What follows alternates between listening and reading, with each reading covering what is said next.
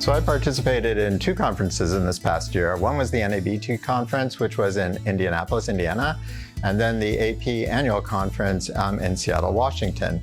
And I gave a talk at one and a workshop at the other, but both were focused on the history of Earth and life. And in this workshop, I had the participants act as students, and what we did is we built a timeline of Earth's history to scale. Because if you really want to understand or get a sense of time, I believe you really do need to build it.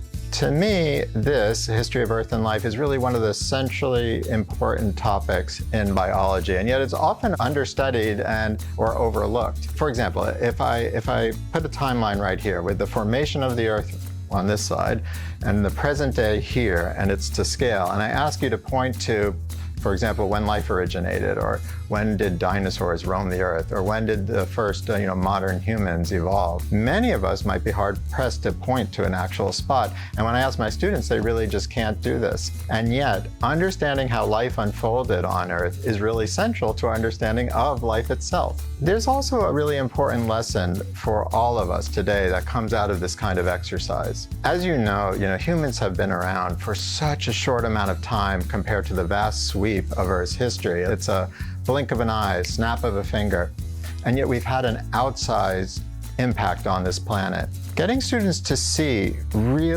actually see by building a timeline to scale that this, approximately 4 billion years of life's history and the hair's width of time that we've been around, well, first of all, I think that's really humbling. But I also think it might be inspiring for students. It might inspire them to help protect the planet or help to conserve biodiversity, to help to conserve our fellow travelers, our traveling companions, which are the species that we share the planet with. So to me, it's just an incredibly powerful lesson. I was really happy to be able to share it with other teachers at these two conferences.